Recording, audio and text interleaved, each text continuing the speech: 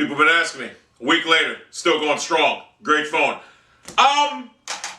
The Indianapolis Colts will be releasing Peyton Manning. They will announce it tomorrow. And for all you Colts fans out there, you have to understand these were some excruciating or extenuating circumstances there. Something you'll never see again. If Manning doesn't get injured, you guys keep him for the next 3 or 4 years, and then you have to rebuild. Now, Robert Irsay or Jim Irsay made a smart business move. He's going to rebuild now with Andrew Luck. Smart play. You got to get rid of Manning. Everyone feels bad for him, this and that. Look, you're a grown adult. Move on. Go to the Redskins. As an NFL advisor, I would assume and advise you to go to the Washington Redskins. That's what I would do right now. So with the Indianapolis Colts releasing Peyton Manning, it's going to furthermore develop their young quarterback Andrew Luck and furthermore enhance their future in rebuilding, which is a good move for them. I mean, in a perfect world, Manning would have retired and probably went to the playoffs every year and probably choked again like he usually does. That being said, the RG3 sweepstakes, with Washington and the Cleveland Browns being the lead teams right now. Now, they want Manning, the Redskins. They don't have no interest in anybody else but Manning and RG3. Now, if I was the Redskins, I would advise them to stay with the plot or the plank to get RG3, but they're going to go after Peyton Manning and hopefully they get him. Because if they get Peyton Manning right now, it will be better for the franchise. Although if I was in charge, I'd go after RG3. That leads the Cleveland Browns right now. There's a reason the St. Louis Rams want to dump this pick as quick as possible. Because they know once Matt Flynn's available and Peyton Manning's on the market, that pick's going to have lesser of a value than it does right now. Now, looking at the obvious with the Cleveland Browns and other draft picks right now, it would really benefit them to take a guy like Matt Flynn, if he's going to be good, which you have the Scott Mitchell syndrome, you have the Kelly Holcomb syndrome, and then you have all these picks you can rebuild. That defense is ranked number 8th in the NFL right now. God, would that be something? Rebuild that defense, sign a couple free agent wide receivers, and have Matt Flynn playing at a high level. But we're thinking of the future here. In the future, could see Matt Flynn because he looks like a beast of a quarterback. But I believe he's going to go to the Miami Dolphins with his ex-quarterback or ex-offensive coordinator who's coaching Miami Dolphins right now. So would I sign off on the Browns trying to sign Matt Flynn? Would I sign off on that? Would I sign off to Mike Holmgren? Would I sign off on that? And to use our draft picks to further enhance our team offensively and defensively. Maybe that the cornerback at LSU. The answer is very tricky right now. Would I? I don't think I would at this junction because you know that you can get RG3 now after everything falls into place. You'll be able to get him a lot cheaper than you would have before.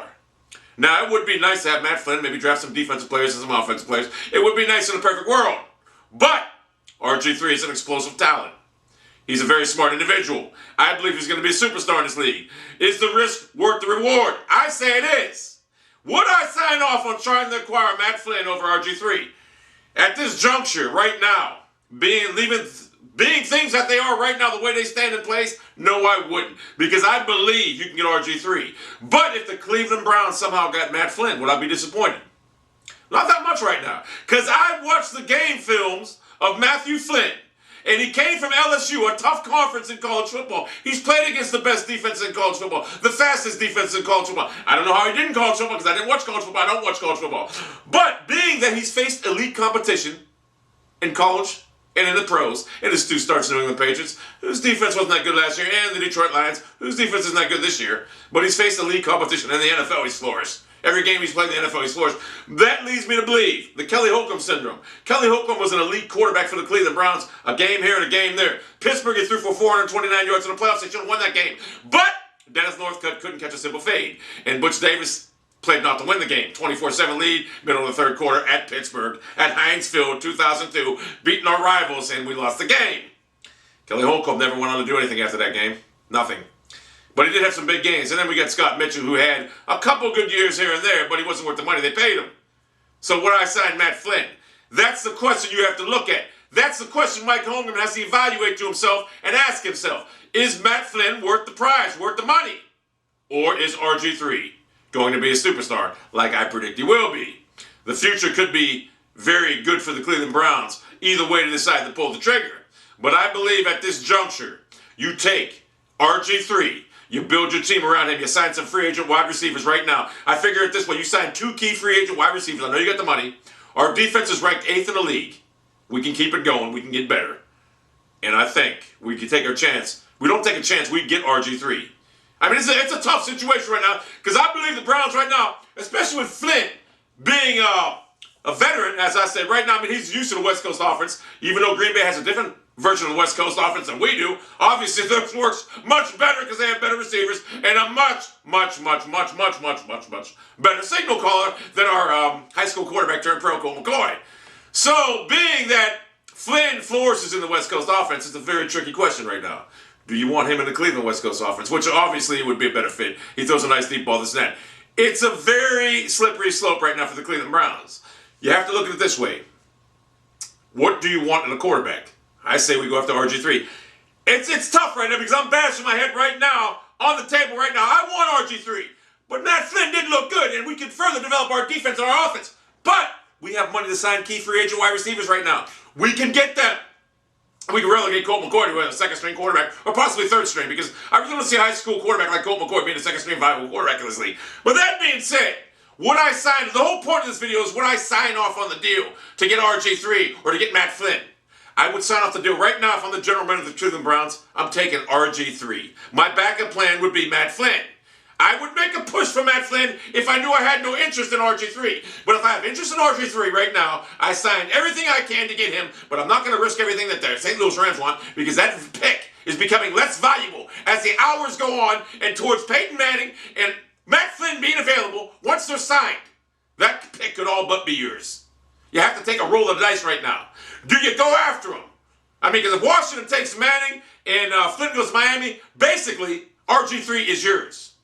But if Washington don't get Manning, then you're going to have a two-way battle for RG3 sweepstakes. And Mike Shanahan, knowing that this is his last stop, although I heard he's not the general manager, that's a good thing. Because if he's the general manager right now, he would pull out all stops to get him. You're going to leave yourself in a real pickle right now if Washington don't have a chance to get, if they don't take Matt Flynn or Peyton Manning. If they don't take Peyton Manning, you're going to leave yourself in a pickle. You're going to have a bidding war. And at which point you have that bidding war, you're going to have to throw all your cards on the table and take RG3, whatever it takes. But if everything falls into place, like I surmise, and Washington gets Manning, and Flynn goes to Miami, you are all but assured to have RG3. Probably with not that much. Not as much as St. Louis wants. I mean, if I was St. Louis personally, I hope they don't see this, but they probably will. I would scrap Sam Bradford, trade him if you can find someone to trade for that big contract, and take RG3 on AstroTurf. But the brains in St. Louis aren't that smart, I guess. Thank God, thank God. I might have cut that out because they see this, and I know they will. If they see this, and I know they will, they might start thinking right now, well, maybe we'll trade. And I know the Browns would have interest in Bradford. God, why do I open my fucking mouth? Because Pat Shermer was the offensive coordinator in St. Louis, and I had nothing against Samuel Bradford, but I don't want you. And Sam Bradford's a great quarterback. I would never, ever trade Sam Bradford for RG3. Never. So St. Louis, you're smart. I got to shut my mouth right now because I know Fisher's going to see this. I'm not going to cut it out either because I refuse to edit any of my videos. But anyway, that is my thing. Colts fans, sad day. Bright future, okay? What are you going to do? Have Manning come there, sit the bench while Luck starts? Certainly you're not going to sit Luck on the bench for 4 years. And I know Peyton Manning's better at this juncture, but it's time to rebuild. It's time to rebuild and move on. I mean, Peyton Manning, what did he do for you guys? Got you one Super Bowl, choked in the other one. So, I mean, come on.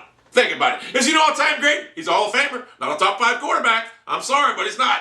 I mean, he's a good quarterback, don't get me wrong, but not a top 5 quarterback. The guy, in big games, let's just say, they had some protection problems. Remember that against Pittsburgh at home? Big favorite against Pittsburgh Steelers out 2007, and they lost the game at home. I mean, come on. Enough said. So that's my video for tonight or today, whatever I decide to put it up. If I'm the Browns, I go after RG3 right now. You have to. You have to go after him. You need a franchise quarterback to be watchable in this league. I mean, hell, you tried it with a high school quarterback the last year and a half. It didn't work out. Go get him. I'll guarantee it.